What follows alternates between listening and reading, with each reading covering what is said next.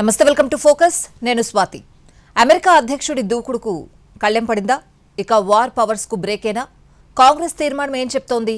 Iran యుద్ధం ఆగుతుందా లేదంటే ఆయన వీటో విధిస్తారా? ఇప్పటివరకు అమెరికాకు నష్టమెంత? ట్రంప్ పై వ్యతిరేకత అంతకంతకు పెరుగుతుందా? అమెరికా అధ్యక్షులు ట్రంప్ కు బిగ్ షాక్ తగిలింది. వార్ పవర్స్ కు బ్రేక్ వేసింది అమెరికా ప్రతినిధుల సభ. ఇరాన్ యుద్ధం విషయంలో ఆయన దూకుడుకు కళ్ళెం పడింది. దీనిపై ట్రంప్ రియాక్షన్ ఏంటి? ఇరాన్ పై యుద్ధాన్ని ఆపుతారా లేదంటే వీటో అధికారాన్ని వాడతారా? ట్రంప్ దూకుడుకు కళ్ళెం పడిందా? ఇకపై వార్ పవర్స్ కు బ్రేకేనా? కాంగ్రెస్ తీర్మానం ఏం చెబుతోంది? ఇరాన్ యుద్ధం ఆగుతుందా లేదంటే ట్రంప్ వీటో విధిస్తారా?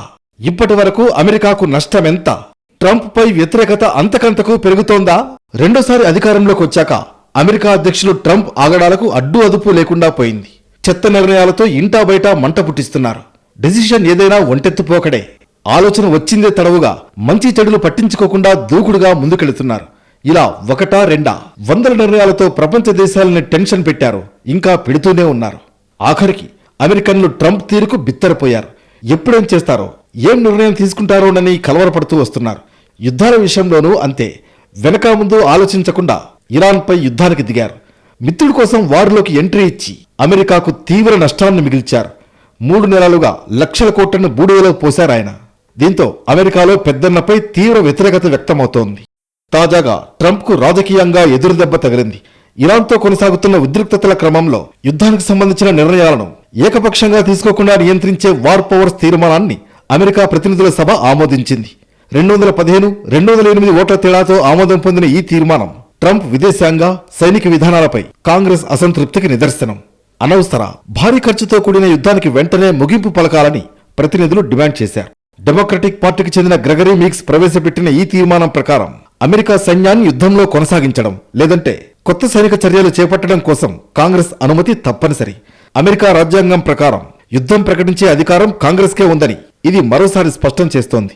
దీనికి 4 రిపబ్లికన్లు కూడా సపోర్ట్ చేయడం హైలైట్. ఈ ఏడాది ఫిబ్రవరి చివరిలో మొదలైన ఇరాన్ వార్లో ట్రంప్ ప్రభుత్వం కాంగ్రెస్ అనుమతి లేకుండానే సైనిక చర్యలు చేపట్టిందని విమర్శలొచ్చాయి. ఇప్పటికే యుద్ధం కారణంగా చమురు ధరలు, ఇంధన వ్యయాలు పెరగడం, ఆర్థిక ప్రభావాలు కనిపించడంతో అమెరికాలో ప్రజాభిప్రాయం కూడా మారుతోంది. ఈ క్రమంలోనే అధికార రిపబ్లికన్ పార్టీలోని 4 సభ్యులు కూడా డెమోక్రాట్లతో కలిసి తీర్మానానికి మద్దతు ఇవ్వడం రాజకీయంగా హాట్ టాపిక్ అయింది. ఇదే తరహా తీర్మానం గతంలో చాలాసార్లు సభ ముందుకొచ్చినప్పటికీ ఆమోదం పొందలేదు. గత మేలో జరిగిన ఓటింగ్లో 212, 212తో సమం కావడంతో తీర్మానం విఫలమైంది. కానీ ఈసారి అదనపు మద్దతు లభించడంతో సభ ఆమోదం దక్కింది. ఇది ఇప్పుడు సెనెట్లో కూడా ఆమోదం పొందాల్సి ఉంది. అక్కడ కూడా కొంతమంది రిపబ్లికన్ సభ్యులు మద్దతు తెలుపుతున్నప్పటికీ తుది ఫలితం ఇంట్రెస్టింగ్ గా మారింది. సెనేట్ ఆమోదించినా ట్రంప్ దీనిపై వీటో విధించే ఛాన్స్ ఉంది. అమెరికా ప్రతినిధుల సభ వార్ పవర్స్ రిజల్యూషన్ ను ఆమోదించడం వైట్ హౌస్ కు పెద్ద దెబ్బ. ఇది ఆమోదం పొందినంత మాత్రాన వార్ తక్షణమే ఆగిపోదు. కానీ కాంగ్రెస్ అనుమతి లేకుండా సైనిక చర్యలు కొనసాగించడంపై ట్రంప్ ప్రభుత్వంపై రాజకీయ, రాజ్యాంగపరమైన ఒత్తిడి పెరుగుతుంది. అలాగే అధ్యక్ష అధికారాలపై కాంగ్రెస్ తన నియంత్రణను పునరుద్ఘాటించినట్లవుతుంది. ఇది ట్రంప్ దూకుడును కొంతమేర కంట్రోల్ చేసే పరిణామమే. కాంగ్రెస్ అధికారికంగా యుద్ధం ప్రకటిస్తేనో, సైనిక చర్యలకు ఆమోదం ఇస్తే తప్ప అమెరికా బలగాలు ఇరాన్పై ఎలాంటి దూకుడు చర్యలకు దిగకూడదని ఈ తీర్మానం ట్రంప్ను ఆదేశిస్తుంది. కాంగ్రెస్ అనుమతి లేకుండా ఫిబ్రవరి చివరిలో ఇజ్రాయెల్తో కలిసి ఇరాన్పై దాడులు ప్రారంభించి రాజ్యాంగాన్ని ట్రంప్ ఉల్లంఘించారని డెమోక్రాట్లు ఆరోపిస్తున్నారు. యుద్ధ అధికారాల చట్టం ప్రకారం అమెరికా బలగాలను యుద్ధంలోకి దింపిన తర్వాత అధ్యక్షులకు కాంగ్రెస్ ఆమోదం పొందడానికి 60 రోజుల సమయం ఉంటుంది. ఆ గడువు కొన్ని వారాల కిందటే ముగిసిందని, ఇప్పుడు ట్రంప్ చట్టాన్ని ఉల్లంఘిస్తున్నారని డెమోక్రాట్లు అంటున్నారు. ఈ ఆరోపణలను వైట్ హౌస్ ఖండించింది. ఏప్రిల్లో జరిగిన కాల్పుల విరమణ ఒప్పందంతో ఆ గడువు నిలిచిపోయిందని వాదిస్తోంది. యుద్ధ అధికారాలను పరిమితం చేసే తీర్మానాన్ని అమెరికా ప్రతినిధుల సభ ఆమోదించడంపై ట్రంప్ ఫైర్ అయ్యారు. ఈ నిర్ణయం తన దౌత్య ప్రయత్నాలకు ఆటంకం కలిగిస్తోందని విమర్శించారు. ఇస్లామిక్ రిపబ్లిక్ ఆఫ్ ఇరాన్తో యుద్ధాన్ని ముగించేందుకు తుది దశ చర్చలు జరుగుతున్న సమయంలో హౌస్ అర్థం లేని ఓటింగ్ నిర్వహించిందన్నారు ఆయన. 4 రిపబ్లికన్లు, డెమోక్రాట్లందరూ కలిసి నా యుద్ధ అధికారాలను పరిమితం చేసే తీర్మానానికి మద్దతిచ్చారని మండిపడ్డారు. ప్రస్తుతం ఇరాన్తో చర్చలు ఏ దశలో ఉన్నాయో కాంగ్రెస్ సభ్యులకు పూర్తిగా తెలుసని, అయినప్పటికీ ఇలాంటి చర్యలకు పాల్పడడం దేశభక్తికి విరుద్ధమని కామెంట్ చేశారు. ఇలాంటి దేశ ప్రయోజనాలకు వ్యతిరేకమైన పని ఎవరు చేస్తారు అని ప్రశ్నించారు ట్రంప్. ప్రస్తుతం ఆమోదం పొందిన వార్ పవర్స్ రిజల్యూషన్ ప్రకారం కాంగ్రెస్ అధికారిక అనుమతి లేకుండా అమెరికా సైన్యాన్ని దీర్ఘకాలిక యుద్ధ చర్యల్లో కొనసాగించరాదు. ఈ తీర్మానం చట్టబద్ధంగా అమల్లోకి రావాలంటే కాంగ్రెస్ 2 సభల ఆమోదం అవసరం. కానీ ఇది అధ్యక్షుడి సంతకానికి వెళ్లదని అమెరికా చట్ట ప్రక్రియలు చెబుతున్నాయి. ఇక ఈ తీర్మానాన్ని వ్యతిరేకిస్తూ ప్రతినిధుల సభ స్పీకర్ మైక్ జాన్సన్ స్పందించారు. ప్రస్తుతం అధ్యక్షులకు ఉన్న చర్చల స్వేచ్ఛను పరిమితం చేయడం ప్రమాదకరమని ఆయన అన్నారు. ఇరాన్ అంశంలో శాంతి ఒప్పందం దిశగా చర్చలు కొనసాగుతున్నాయని, ఈ తరుణంలో యుద్ధాధికారాలను తగ్గించడం అమెరికా చర్చల సామర్థ్యాన్ని బలహీనపరుస్తుందని అభిప్రాయపడ్డారు. ఇదే సమయంలో ఇరాన్పై అమెరికా సైనిక చర్యలపై పలు పర్యవేక్షణ సంస్థలు సంయుక్త విచారణను ప్రారంభించాయి. పెంటగాన్, విదేశాంగ శాఖ, యుఎస్ఏఐడి ఇన్స్పెక్టర్ జనరల్ కార్యాలయాలు ఈ దర్యాప్తులో పాల్గొంటున్నాయి. విదేశాల్లో 60 రోజులకు పైగా కొనసాగుతున్న సైనిక మిషన్లను సమీక్షించడం చట్టపరమైన బాధ్యతగా పేర్కొంటూ అధికారులు ప్రకటించారు. ఫిబ్రవరి 28న ప్రారంభమైన ఈ సైనిక చర్యలు ఇప్పటికే 60 రోజుల గడువును దాటినట్లు పర్యవేక్షణ సంస్థలు భావిస్తున్నాయి. అమెరికా వార్ పవర్స్ యాక్ట్ ప్రకారం కాంగ్రెస్ అనుమతి లేకుండా అధ్యక్షుడు 60 రోజుల కంటే ఎక్కువ కాలం సైన్యాన్ని ప్రత్యక్ష యుద్ధ కార్యకలాపాల్లో కొనసాగించలేరు. అయితే ఇరాన్పై చేపట్టిన ఆపరేషన్ ఎపిక్ ఫ్యూరీకి ప్రభుత్వం కాంగ్రెస్ నుంచి ముందస్తు అనుమతి పొందలేదని విమర్శలొస్తున్నాయి. కానీ కాల్పుల విరమణ ప్రకటించిన తర్వాత 60 రోజుల గడువు మళ్లీ ప్రారంభమైనట్లుగా తమ అభిప్రాయం అని అమెరికా యుద్ధ వ్యవహారాల కార్యదర్శి పీట్ హెగ్సెత్ ఇటీవల స్పష్టం చేశారు. మరోవైపు అమెరికా మధ్యవర్తిత్వంతో జరిగిన 4వ విడత చర్చల్లో కాల్పుల విరమణ ఒప్పందాన్ని పునరుద్ధరించేందుకు ఇజ్రాయెల్, లెబనాన్లు అంగీకరించాయి. వివాదాలను పూర్తిగా పరిష్కరించడానికి మరిన్ని ప్రత్యక్ష చర్చలు జరిపేందుకు ఇరు దేశాలు ఒప్పుకున్నాయి. ఇరాన్కు మద్దతిస్తున్న హెజ్బుల్లా పూర్తిగా కాల్పులను నిలిపివేయాలని, దక్షిణ లిటానీ సెక్టార్ నుంచి సైన్యాలను ఉపసంహరించుకోవాలనే షరతులు కూడా ఉన్నాయి. ప్లాన్ లేకుండానే యుద్ధాన్ని ట్రంప్ మొదలుపెట్టారా? ఈ వార్లో అమెరికా ఏం సాధించింది? ఎన్ని లక్షల కోట్లు నష్టపోయింది? టార్గెట్స్ కంప్లీట్ గా సాధించకుండానే యుద్ధాన్ని ముగించే తొందరలో ఎందుకుంది? ఇరాన్పై యుద్ధానికి దిగిన అమెరికా భారీ మూల్యం చెల్లించుకుంది. ఈ వార్ కోసం లక్షల కోట్లు ఖర్చు చేసింది. యుద్ధం ఆ దేశ ఆర్థిక వ్యవస్థపై పెనుభారాన్ని మోపింది. ఇజ్రాయెల్కు అండగా యుద్ధంలోకి దిగిన అమెరికా ఒక్కో నిమిషానికి 5,80,00,000 రూపాయలు, సెకనుకు 9,80,000 రూపాయల చొప్పున ఖర్చు పెట్టింది. ఈ యుద్ధం కోసం అమెరికా 30 నుంచి 35 బిలియన్ డాలర్ల మేర ఖర్చు పెట్టింది. అంటే భారత కరెన్సీలో 2.5 నుంచి 3 లక్షల కోట్ల రూపాయలు. ఇది ప్రపంచంలోని చాలా దేశాల వార్షిక బడ్జెట్ కంటే ఎన్నో రెట్లు ఎక్కువ. మిసైల్ డిఫెన్స్ సిస్టమ్స్, యుద్ధ విమానాలు, డ్రోన్లు, బాంబులు, క్షిపణులు, నౌకాదళ ఆపరేషన్లు, సైనిక లాజిస్టిక్స్ కోసం అమెరికా వేల కోట్లు వెచ్చించింది. ఇంత భారీ ఖర్చు కారణంగా స్వదేశంలో ట్రంప్పై తీవ్ర వ్యతిరేకత పెరిగింది. ఈ యుద్ధం కొన్ని నెలలుగా కొనసాగుతోంది. దీని ప్రభావం అమెరికా ప్రజలపై ప్రత్యక్షంగా కనిపిస్తోంది. అమెరికా సామాన్యుడి నడ్డి విరిచింది. పెట్రోల్, డీజిల్ ధరలు పెరిగాయి. ద్రవ్యోల్బణంపై ఆందోళన వ్యక్తమవుతోంది. ఫలితంగా ట్రంప్ ప్రజాదరణ క్రమంగా తగ్గుతోంది. ఓ సర్వే ప్రకారం ట్రంప్ ఆమోద రేటింగ్ కేవలం 36% పడిపోయింది. వైట్ హౌస్లోనూ పరిస్థితి దిగజారుతోందని టాక్ నడిచింది. నిజానికి యుద్ధం చేస్తున్నప్పుడు లక్ష్యం అనేది క్లియర్గా ఉండాలి. ఇరాన్పై యుద్ధం చేస్తున్న అమెరికాకు ఎన్ని లక్ష్యాలు ఉన్నాయి అనే దానిపై ట్రంప్ ప్రభుత్వంలో తలో వాదన ఉంది. తమకు 3 లక్ష్యాలే ఉన్నాయని గతంలో పెంటగాన్, అమెరికా విదేశాంగ మంత్రి మార్కో రూబియో చాలాసార్లు ప్రకటించారు. ట్రంప్ సర్కారులోని పలువురు ఉన్నతాధికారులు తమకు 4 యుద్ధ లక్ష్యాలు ఉన్నాయని చెప్పారు. ట్రంప్ వీరందరికంటే మరో అడుగు ముందుకేసి అమెరికాకు 5 యుద్ధ లక్ష్యాలు ఉన్నాయని చెప్పుకొచ్చారు. ఇరాన్ మిసైల్ దాడుల సామర్థ్యాన్ని తగ్గించడం, ఆయుధ తయారీ యూనిట్లను ధ్వంసం చేయడం, నేవీ, వాయుసేనలను నిర్వీర్యం చేయడం, అణు కేంద్రాలను ధ్వంసం చేయడం, పశ్చిమాసియాలోని మిత్ర దేశాలకు రక్షణ కల్పించడం తమ లక్ష్యాలని ట్రంప్ స్పష్టం చేశారు. తమ లక్ష్యాలను మార్చుకునేది లేదని ట్రంప్ సర్కార్ చెబుతూ వచ్చింది. కానీ ఈ యుద్ధం ప్రపంచ ఆర్థిక వ్యవస్థపై, పశ్చిమాసియాలోని మిత్ర దేశాలపై ప్రతికూల ప్రభావాన్ని చూపడంతో అమెరికా పునరాలోచనలో పడింది. ఇందుకనుగుణంగా ఈ యుద్ధానికి సంబంధించిన తన ప్రాధాన్యతలను మార్చుకుంది. దీంతో ముందస్తు ప్లాన్ లేకుండా, యుద్ధ పర్యవసానాల గురించి ఆలోచించకుండానే ఇరాన్పై అమెరికా, ఇజ్రాయెల్ దాడులు చేశాయనే ప్రశ్న ఉత్పన్నమవుతోంది. దాడుల ప్రభావంతో ఇరాన్ సైనిక సామర్థ్యాలు తగ్గాయని అమెరికా, ఇజ్రాయెల్ చెప్పుకున్నాయి. పెద్ద సంఖ్యలో ఇరాన్ సైనికాధికారులు, నేతలను మట్టుబెట్టామన్నాయి. ఇరాన్ ఆయుధ తయారీ యూనిట్లను ధ్వంసం చేశామని అవి ప్రకటించాయి. అయినా ఇరాన్ గట్టిగా ప్రతిఘటిస్తూనే వచ్చింది.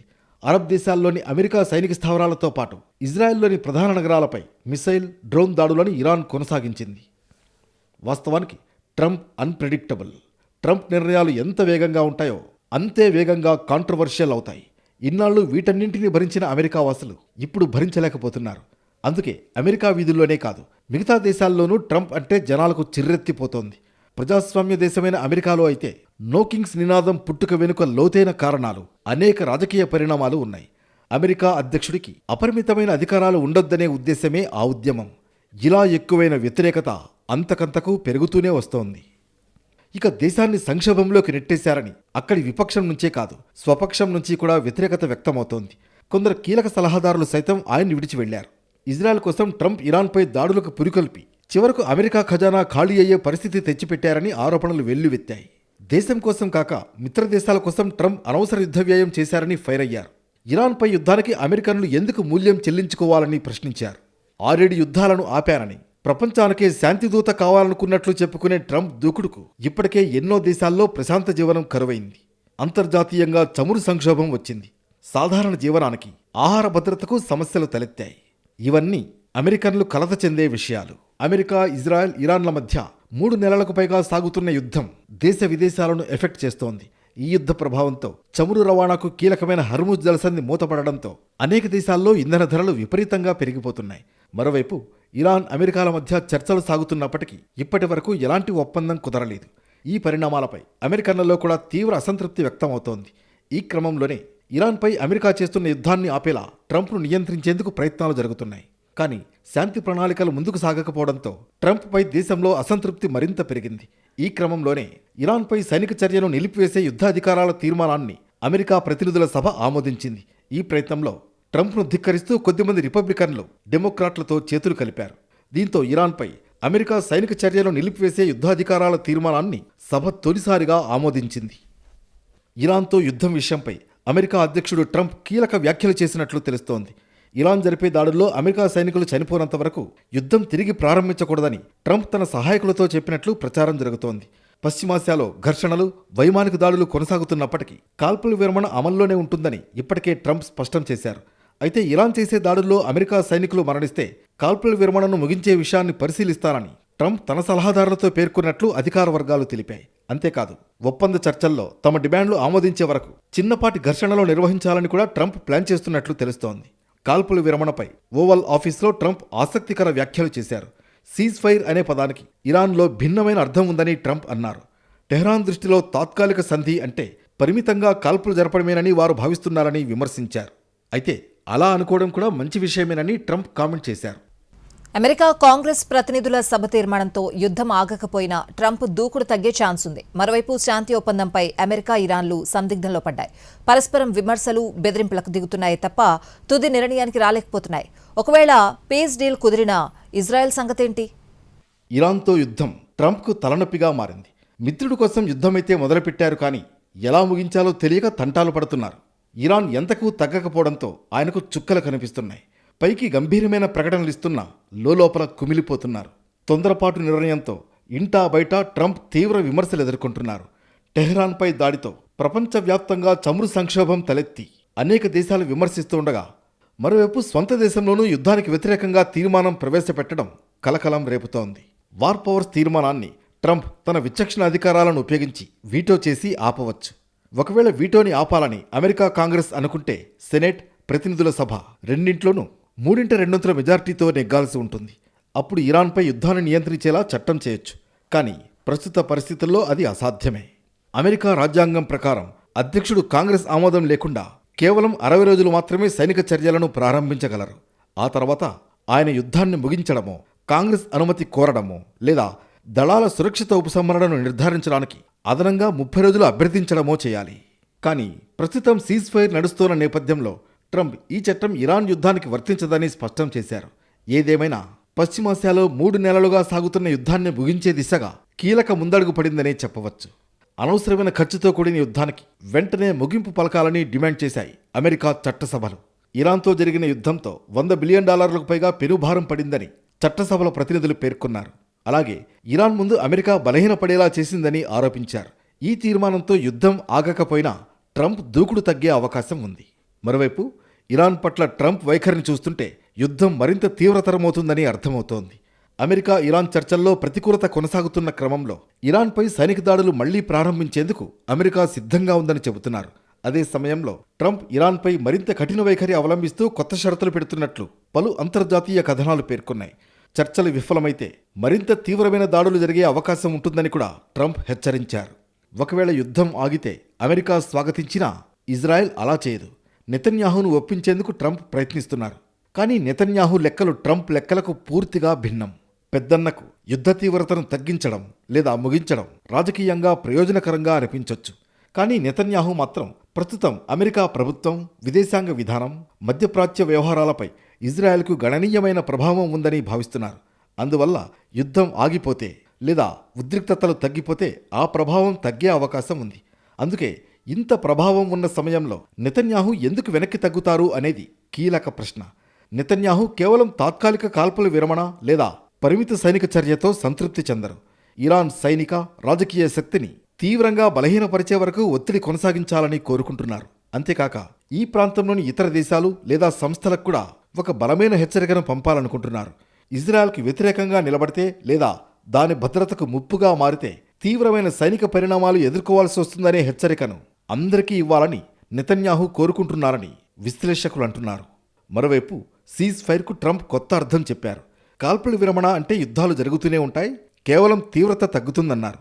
దీంతో ఆయన శాంతి భావనను తన సొంత శైలిలోకి మార్చేశారు. ఈ కామెంట్ వరల్డ్ వైడ్గా చర్చనీయాంశమైంది. సంప్రదాయకంగా సీజ్ ఫైర్ అంటే కాల్పులు పూర్తిగా ఆగిపోవడం, శాంతి చర్చలు మొదలవడం అని అర్థం. కానీ ట్రంప్ దాన్ని నియంత్రిత యుద్ధంగా మార్చేశారు. పశ్చిమాసియాలో ఇజ్రాయెల్ ఇరాన్ మధ్య ఒప్పందాలు జరిగినా పూర్తి శాంతి సాధించడం చాలా కష్టం. రెండు వైపులా చిన్న చిన్న దాడులు, ఎదురు దాడులు కొనసాగుతూనే ఉన్నాయి. ట్రంప్ దీన్ని తక్కువ తీవ్రత యుద్ధంగా అభివర్ణించి దీన్ని సాధారణీకరించారు. ఈ వాదనలో కొంత వాస్తవం ఉంది. అనేక యుద్ధాలు పూర్తిగా ఆగకుండా తక్కువ తీవ్రతలోనే కొనసాగుతున్నాయి. కానీ దీన్ని అధికారికంగా సీజ్ ఫైర్ అని పిలవడం శాంతి ఆశలను బలహీనపరుస్తుంది. ఇది యుద్ధాన్ని సాధారణీకరించి శాంతిని అసాధ్యం చేసే లాజిక్గా కనిపిస్తోంది. సీజ్ ఫైర్ను తక్కువ తీవ్రత యుద్ధంగా నిర్వచించడం ద్వారా యుద్ధం శాశ్వతం కావడానికి మార్గం సుగమం చేస్తున్నట్లు అనిపిస్తుంది. నిజమైన శాంతి అంటే కాల్పులు పూర్తిగా ఆగడం, చర్చల ద్వారా సమస్యల పరిష్కారం. తక్కువ తీవ్రత కాల్పులు కేవలం నియంత్రిత హింస మాత్రమే, అది శాంతి కాదు. ట్రంప్ ఈ మాటలు చెప్పిన సమయం కూడా ముఖ్యం. ప్రపంచం ఇప్పటికే బహుళ యుద్ధాలతో అలసిపోయి ఉంది. ఇలాంటి సమయంలో నాయకులు శాంతికి కొత్త ఆశలు కల్పించాలి, కానీ కొత్త సాకులు ఇవ్వకూడదు. అమెరికా ఇరాన్ మధ్య శాంతి ఒప్పందంపై ఇరు దేశాలు డోలాయమానంలో ఉన్నాయి. ఒకరిపై ఒకరు విమర్శలు, బెదిరింపులకు దిగుతున్నాయి తప్ప తుది నిర్ణయానికి రాలేకపోతున్నాయి. తాజాగా అమెరికాపై ఇరాన్ సుప్రీం లీడర్ మోస్తఫా ఖమేనీ తీవ్ర ఆరోపణలు చేశారు. ఇరాన్తో అమెరికా, దాని మిత్ర దేశాలు బహుముఖ యుద్ధాన్ని సాగిస్తున్నాయని, తమ స్థిరత్వాన్ని, పురోగతిని దెబ్బతీసేందుకు ప్రయత్నిస్తున్నాయని ఆయన ఆరోపించారు. ఇరాన్పై అమెరికా యుద్ధాన్ని అరికట్టడానికి ప్రతినిధుల సభ ప్రయత్నించడం ఇది 4వసారి కాగా, తీర్మానాన్ని ఆమోదించడం మాత్రం మొదటిసారి. గత నెలలో కొంతమంది రిపబ్లికన్ సెనేటర్లు అధ్యక్షుడితో విభేదించారు. ట్రంప్ తక్షణమే యుద్ధాన్ని నిలిపివేయాలని వారంతా డిమాండ్ చేశారు. దీంతో సెనెట్ ఈ తీర్మానాన్ని ప్రవేశపెట్టింది. ఎన్నికల ప్రచారం సమయంలో యుద్ధాల వైపు చూడనని గొప్పలు చెప్పిన ట్రంప్ తర్వాత పశ్చిమాసియాలో వేలు పెట్టడంతో తీవ్ర వ్యతిరేకతను ఎదుర్కొంటున్నారు. రెండు పక్షాలు ఓవైపు కాల్పుల విరమణ అంటూనే మరోవైపు దాడులకు దిగడంతో చర్చల ప్రక్రియ ముందుకు సాగడం లేదు. పశ్చిమాసియాలో ఇజ్రాయెల్ దూకుడు కూడా చర్చల ప్రక్రియకు విఘాతం కలిగిస్తోంది. ఇక రోజురోజుకు తీవ్రమవుతున్న ఉద్రిక్తతలతో అట్టుడుకుతున్న మధ్యప్రాచ్యంలో ఒక కీలకమైన ముందడుగు పడింది. ఎన్నాళ్లుగానో ఎదురు చూస్తున్న శాంతి చర్చల్లో ఎట్టకేలకు ఒక దౌత్య పురోగతి లభించింది. అమెరికా మధ్యవర్తిత్వంతో జరిగిన సుదీర్ఘ చర్చల అనంతరం ఇజ్రాయెల్, లెబనాన్ దేశాలు యుద్ధ విరమణను అమలు చేయడానికి ఒక అంగీకారానికి వచ్చాయి. ఈ మేరకు ఇరు దేశాలు సంయుక్తంగా ఒక ప్రకటనను విడుదల చేశాయి. అయితే ఈ శాంతి ఒప్పందం పూర్తిగా అమల్లోకి రావాలంటే లెబనాన్ సరిహద్దుల్లోని హెజ్బుల్లా మిలిటెంట్లు తమ దాడులను పూర్తిగా ఆపేయాలని, దక్షిణ లెబనాన్ ప్రాంతం నుంచి వారిని పూర్తిగా తొలగించాలనే గట్టి షరతులను ఇజ్రాయెల్ విధించింది. ప్రస్తుతం జరుగుతున్న ఈ శాంతి ప్రక్రియ విజయవంతం కాకపోతే సమాంతరంగా జరుగుతున్న అమెరికా ఇరాన్ చర్చలపై కూడా దీని ప్రభావం పడే ప్రమాదం ఉందని అంతర్జాతీయ రాజకీయ విశ్లేషకులు ఆందోళన వ్యక్తం చేస్తున్నారు.